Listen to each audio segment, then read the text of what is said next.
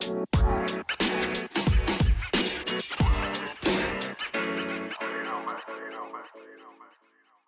Nuts and Bolts of Writing, Season 2, a podcast where we talk about literature, the ins and outs of writing, and how to actually start writing.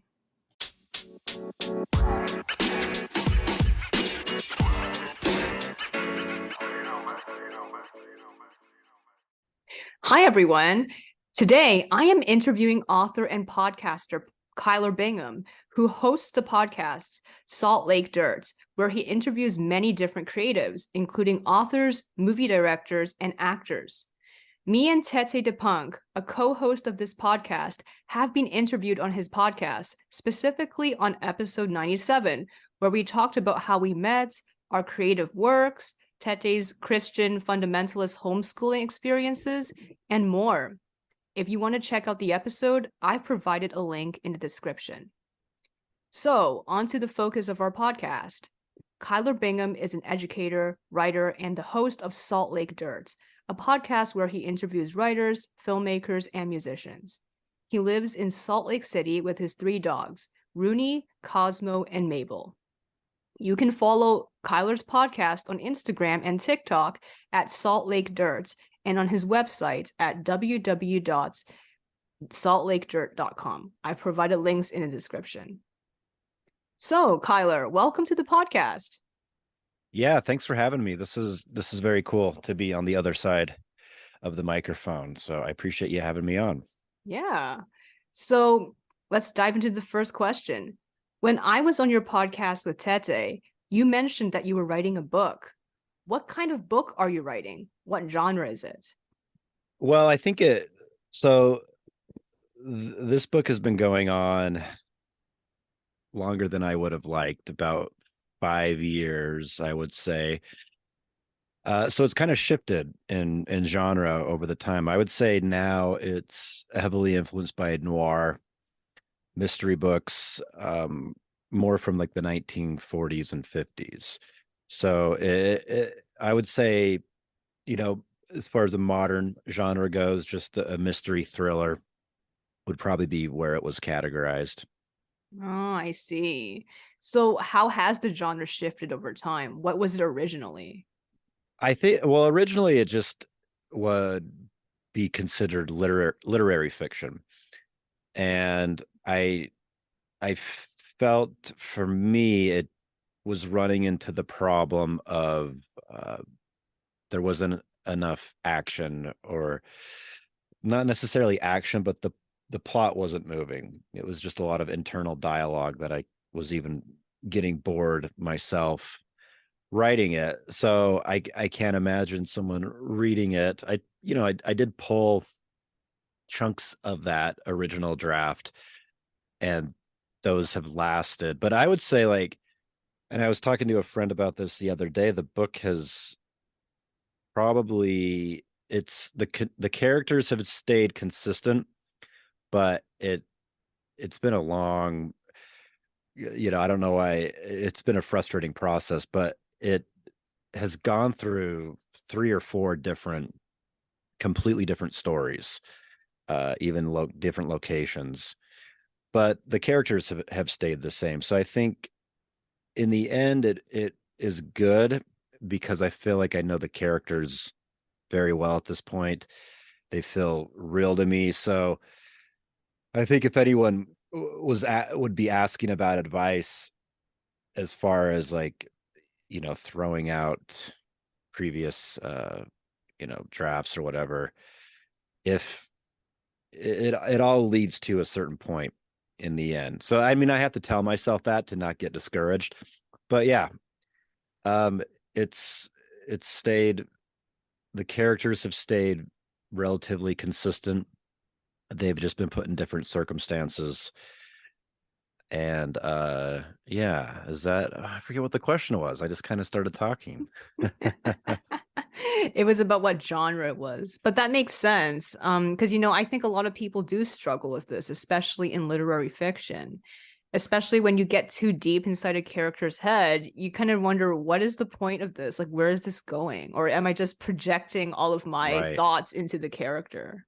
Oh, for sure. I think it can and then where does it end? At a certain point you could, you could just go on, and some people can pull that off. I think very skilled writers who've been doing it a long time. But I noticed my favorite writers, they immediately jump into, there's some kind of movement or action. And when I say action, I don't mean like a fight scene or a car chase. I just mean like movement, like there's something happening. And those are the books that draw me in as a reader. And one of the benefits of having a podcast, is, I mean, this too, is you talk to so many different people. And the cool thing is about, any kind of art, but with writing specifically, there's no one way to do it. And it's a fulfilling, enjoyable process, but it can be very frustrating and tedious, full of self-doubt. So when you talk to different people who have published, it's nice to see their different perspectives and how they go about doing it. Everyone has a different process. Some people outline heavily, some people, you know, don't at all. Some people, the people I've kind of been drawn to who have put out several books, they seem to fall somewhere in the middle. Like uh I forget who it was. I think I was talking to Megan Abbott once, and she said she usually has like a two or three scenes, pivotal points, maybe the beginning of an act or the ending of an act, and those are kind of um solidified beforehand, and that helps kind of help her piece together. So she's not outlining extensively, but she's also not just starting and writing. um because I think I think with any writer, like I said before, where does it end? You could just keep going and going and do a stream of consciousness, and ultimately a novel, it doesn't work that way. I think the novels that I enjoy the most, they're um just like with anyone, I love the characters, but also kind of the situations that they're put into. I think that is what's most enjoyable to me when I read books or I watch TV shows or movies that I find enjoyable.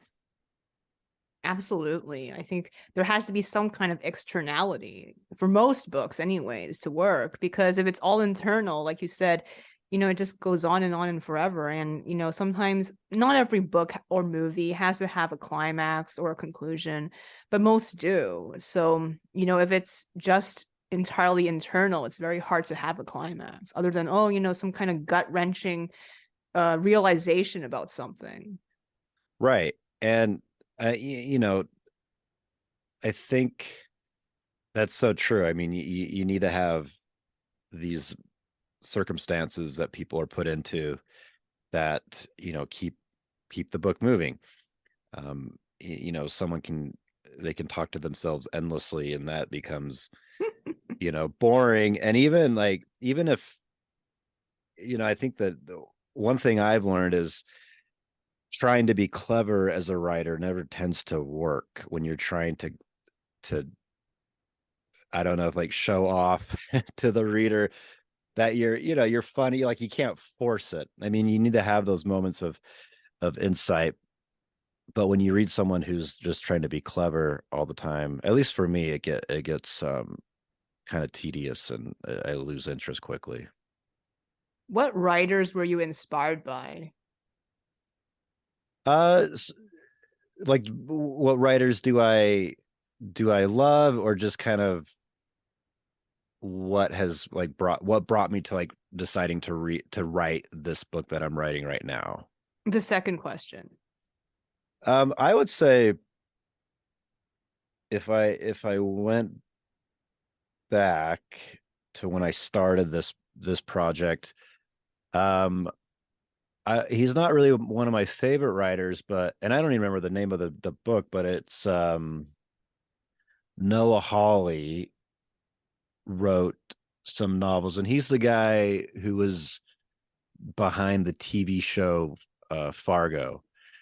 And I I think if I go back, it's probably like watching the TV series of Fargo several years back and really enjoying that, and then finding out that the showrunner, the guy who was kind of behind getting the show developed, he'd written several novels. He started out as a novelist, so that intrigued me, and um, I picked up his most recent book at the time, and I think it was about a or a component of it was about a plane crash, and I think it's called something like As We Fall or As They Fall. But I remember the first scene of the book is what really drew me in, and it felt cinematic, uh, which makes sense because he had been making his TV show for a while at that point.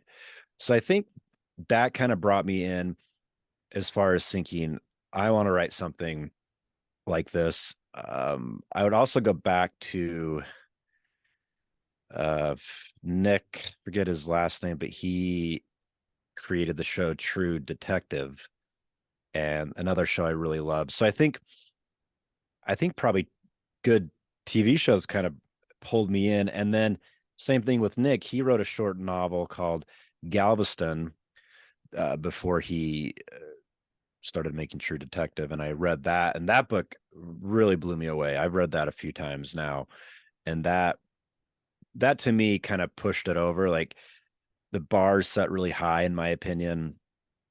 Um, I would say that book heavily influenced me wanting to do something in that vein. Uh, as far as I would say his work, his book Galveston, uh, just the way he pulled off first person narration, and it's a pretty short book. It just is like it moves at a pretty solid pace, and it's just the right amount of internal dialogue with like the movement. And I think I'm drawn to books where there is a lot of movement. So they're kind of like he's kind of escaping a situation. So they're driving around a lot. They're staying in hotels. So there's a lot of movement in this. So I think those two books especially, uh Noah's Noah's book, and then I read some of his other stuff, which was more literary fiction, but enjoyable. And then Nick's book, especially, I think he has only that novel and then a book of short stories. His work, especially, really kind of pushed me in the direction of where I want to go. And then uh, that kind of planted the seed. Uh, and then Jonathan Ames, who is one of my favorite writers of all time, it's funny because now that I'm talking about it, I see that almost all of these people have a film connection. Mm. So they're all kind of connected. They've done TV work, movies. So same thing with Jonathan Ames. He did the TV show Bored to Death, which was one of my favorite TV shows, and he put out a short book.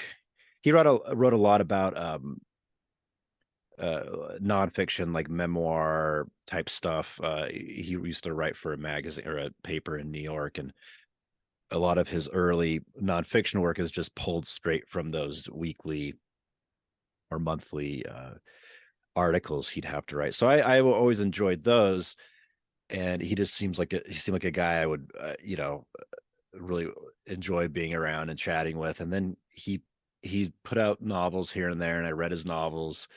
I loved it. And then he put out a novel called You Were Never Really Here, um, probably a little less than a decade ago. Um, and that same thing, similar, not similar in tone necessarily, but like effect on me compared to Nick's book. So Jonathan Ames's You're Never Really Here kind of had the same impact as Nick's book, Galveston, where it made me think, like, I enjoyed it so much that I wanted to do it myself. And then that book uh was turned into a movie with Joaquin Phoenix, and I think the film did a really good job at kind of uh it's good in its own way. Usually like the movie is kind of a disappointment, and they pulled it off in the movie. I don't know if it's because the book is so short that they're able to kind of include so much of it, but um, yeah, I would say those.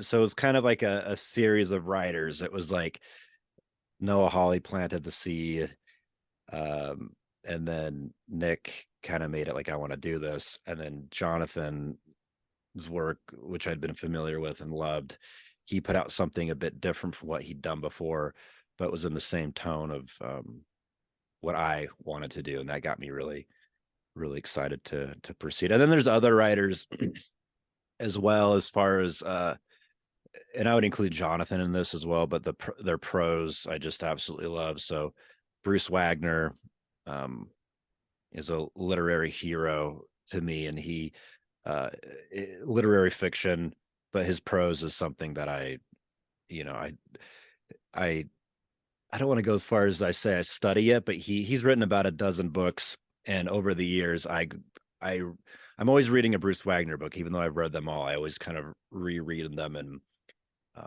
just marvel at his prose. And then last guy I would say is Jerry Stahl, who'd written a bunch of novels and then nonfiction as well. His probably his most famous book is his memoir called Permanent Midnight, which was about his recovery from heroin.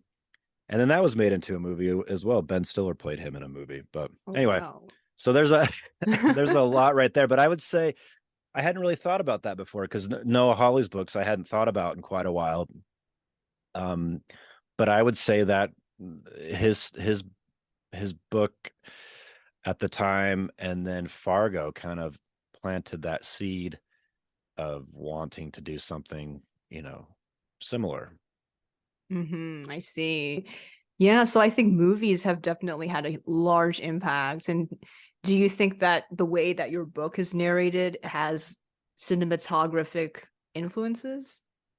I think so. I mean, I when I was younger, that's what I always wanted to be, a filmmaker. That was what I kind of had in my head. And then out of high school, I went to college for still photography, and that was still at a time when digital had not hit mainstream. It wasn't affordable at that point. So I learned, all on film, and shot on film, developed, printed, all on my own. So I think the beauty, I was talking to someone about this the other day, the beauty of you using some of those older techniques to create art, is that it slows you down, which is not necessarily a bad thing. And so it made me like take my time, because if you rushed it, you messed it up. And I know like plenty of stuff, with any art today, you got to slow down. But with printing your own images, it forces you to slow down. Like there's no shortcuts necessarily. So I think I've always had a visual eye. And then I used to before, same thing before digital, I used to make my own little short films that were kind of silly, but I would spend a lot of time um cutting them on super VHS tapes. So I think yeah, I think the way I write, I try to have a very strong visual in my mind. And I guess anyone does. One thing that I got from I talked to a writer named JD O'Brien for my show recently, and he just put out a book called Zigzag, which I really liked. And this just came out a couple months ago. But his book started out as a screenplay, and I thought that was really interesting. He started writing it as a screenplay, and I think he had, several drafts, revised, and then he turned it into a novel. I don't know if he just didn't um he wasn't able to sell it, or he just didn't, pursue it, or shelved it, or what, but he turned it into a novel. And when that just kind of clicked in my head, because his book was, similar, the kind of style that I like and I'm striving for as well. So it has that, it seems like it's all kind of connected. This is kind of a cool conversation for me hearing this, because I hadn't connected those dots, but it makes so much sense. Definitely. Also, I was thinking that you could maybe send me a list of all the people you mentioned, and the Sure. viewers can check out the books and films by themselves. Absolutely. Yeah, I will definitely do that. I'll send you over a list Awesome. today. So, how have you been writing this book? Do you write it whenever you're inspired, or do you have a set schedule? So I've done it every possible way you can do it, and I feel I'm kind of at a point of frustration again. So I go through these cycles, and I've done it where um I was only inspired, but then I realized I don't get inspired very often. So I have to, I think that doesn't really work for me. I think the schedule tends to work uh the best. I talked to someone, a writer friend, pretty established, and um has written several books, and I was telling him about this the other day, and he told me in his experience, there's nothing wrong with spending a long time writing a book, but you often change as a person. So if you take too long, there is such thing as too long in his opinion. Um, Not that you should stop, but it can pose some challenges. That like the writing changes within the course of a book or whatever. So he just cautioned me on that, and um gave me he's like, try just putting it aside and not trying to force fit certain scenes. Just the characters well enough. Just try again, and set a very um not rigid, but set a schedule, a realistic, reasonable schedule, that you can write every week, and several times a week. And I think I've done that before, and that seems to be the best for me. And I think he's totally right, because when I have hit momentum in previous drafts, it was because of a schedule. So even if I sat there for an hour and wrote a sentence or wrote nothing, it it trained me or primed me to, this is what I'm doing during this block of time. And you know no pressure. Ideally, you get something out of it, a page or two or more or whatever. But I think the schedule for me, I know everyone is different, but the schedule is important. Um, Otherwise, I think it's easy to fall in the trap that I did, where it's like it can go on, and then you put it aside for a month, and then you come back to it, and you've lost so much momentum. Maybe even like your writing has shifted. It doesn't sound like the same person. All these different factors that can put obstacles in the way. So I'm a big proponent, although I I struggle with it. The schedule, I think, for me is the way to go.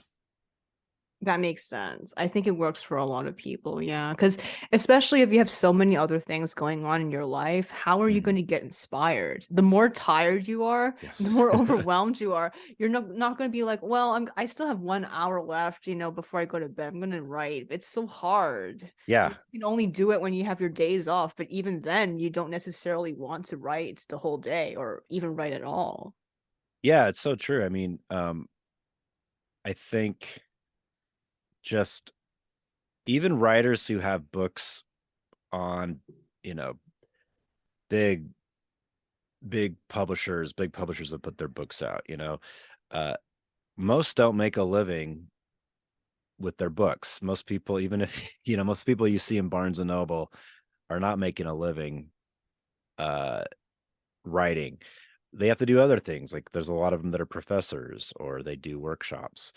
So when you I think of all the fields of art, and I'm sure some people would disagree with this, but I think writing is perhaps the most challenging, in that even if you're kind of quote unquote successful, it still oftentimes is not enough to make a living. So there's all these other things, all these other hustles that you got to do, and it does exhaust you. So if you don't set the time aside, you're mentally drained. I mean, I'm a high school teacher, and I'm usually I love my job, but I'm typically mentally drained at the end of a school day. So it's really hard to to want to write, and then even sitting down to write, your brain is just exhausted. So it's, I've heard of different people, and I've tried, you know, I haven't been consistent with this, but it seemed like it kind of helped.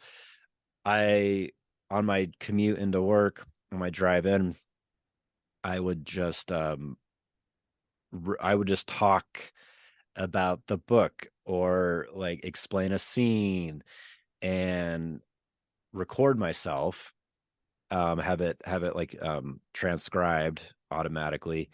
And then in the evening, I would look at um what the transcription said, and it was usually fairly accurate.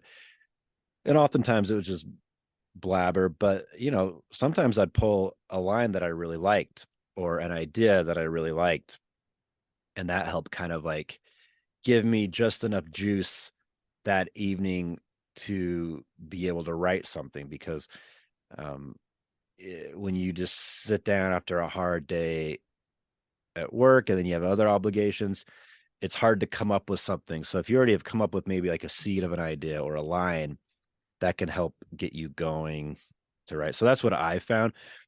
But I need to take my own advice, and whatever you can do to make it work on a consistent basis. And then I've known, we change as people, so it's like that may change. Like, you're not every and I've talked to people who've written several books, and they said some people have a very like specific way they do it. Other people say every book is a different process. It's like it's basically like they're writing their first book again, which I don't know if that's discouraging. I found that helpful as someone who hasn't published yet, because there's so many obstacles. So to just be able to attempt it, and to consistently plug away at it, that's an accomplishment in and of itself. Absolutely. So, as you're thinking, I mean, this is really far off in the future because, you have yet to finish your manuscript. But Mhm. what is the target audience of the book when you get to the marketing stage? I mean, even at this point, I think you have an idea of who this will be appealing to, right? Right. And I think, um, you know, hopefully like people who like those other authors that I've talked about, and the thriller or mystery genre. I think that would be the way the direction that the novel is taking it would, hopefully, I mean, the hope is that it would appeal to people who like reading those kinds of books. So yeah, I would say a thriller mystery audience, or people who enjoy that kind of thing, and like the authors that I mentioned earlier. Hmm. How do you find talking about the specifics of a project? Like talking about it, like we're doing right now. Yes.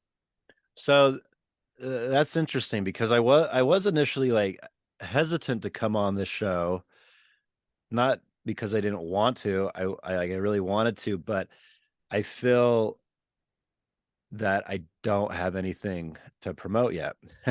But I felt like this may be helpful to somebody, feeling, like they're struggling too. And especially like I feel like I'm a little old coming to the writing game. I just turned 42. And it's, I guess it's not old, but you know m- most people who put out their first novel are younger than that. And so that can get in your head. Uh so I think trying to put that aside, and um just be able to talk about generals. I get okay, I'm kind of floundering here, but I think what I'm trying to say, I heard in it was on Sarah Silverman's podcast. Someone sent me this clip, and I guess she has like a call in part of the show. People can call in and ask a question, and she listens to it and answers it. And someone had asked her a question about writing or whatever, and she said, and she considers herself a writer, so she's like, writers are lazy. So be conscious of that.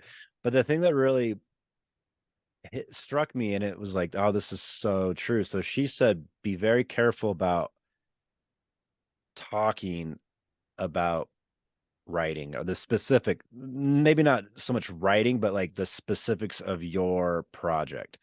Be cautious of doing that, because she claimed that it fires off the same dopamine that you would get as if you were actually writing the thing. So talking about it, I was like, oh dang, that makes a lot of sense.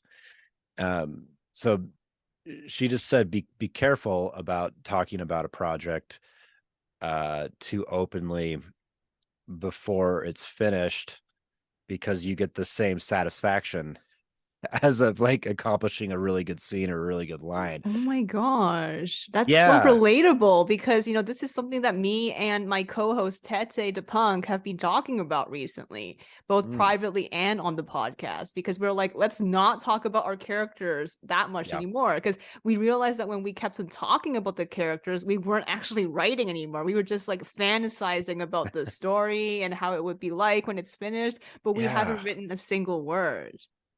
Yeah. Isn't that wild? I mean, It it is. makes so much sense. And I'm like, yeah, that is so true. And I I don't really talk to anyone about the specifics. I've done a couple of workshops that I found helpful here and there. I haven't done one in a couple of years.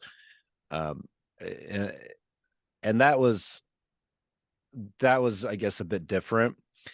You had to you had to put you had to bring 10 pages every week to the Whoa. workshop, and then it was like five of us, and then we would all read everyone. So it was a time investment, and then you would give notes on it. So I felt like that was helpful to some degree. But with just talking about it with friends or other writers, um what she said, at least for me, is totally accurate. Hmm. Totally accurate. So I think I love talking about, I mean, obviously I have a podcast where um a good chunk of the guests are authors. So I love talking about process and writing, and how challenges, things that are unique to a specific author. But I think talking about the specifics, for me at least, is not helpful to my creative process, and in fact harmful. So, and that's just something that it makes perfect sense. And just hearing that like a month ago or whatever, I became even more resolute to not talk specifics, because I want to get this stupid thing done already. So your friend who said that, a project shouldn't last that long, did he say that like a specific year, like for example, 5 years or 4 years, is that when it gets too long? I mean, he wasn't making hard and fast rules, but he talked about his second book. I think took him between, I want to say, between 8 and 10 years. Hmm. Uh, and he's put out stuff pretty consistently after that. But between the first and second one, took it took a long time. And um, so he wasn't saying it's even necessarily like it's too long, but just be mindful of it, and and try to, because there are plenty of books that I talk to writers all the time that do, they spent 5, 6, 7, 8 years on a book. But it's nice talking to someone who's done it both ways, who's written a book in a year, written a book in 8 months, and then also written a book in 10 years. So uh someone like that, I tend to listen. So it was kind of, he gives good advice, because he's not saying it's exactly like this, or here's the moment where it's too long. So uh but just doing some like self-reflection after talking with him. For me, I think, especially because I'm in my 40s, I think 5 years is too long for me personally. So I I think yeah, I think that's I've changed a lot in 5 years. You know, I'm the same core Mm-hmm. person, but a lot has changed. And then even just doing the podcast. So I've done the podcast version of Salt Lake Dirt for uh 2.5 years now, and which isn't a long time, I guess, but I've talked to so many different people. You can't help but be influenced by some of them, and that I think that's a good thing. Just talking to people from all different walks of life, and done all kinds of different things, like from you know hugely successful artists, and then people who are just starting out. So you kind of get a full spectrum of seeing how different people work, and I think you kind of pick and choose. When you hear something, I like, it's not just a show for me. Like, I take a lot of it to heart and apply it in my own writing and life.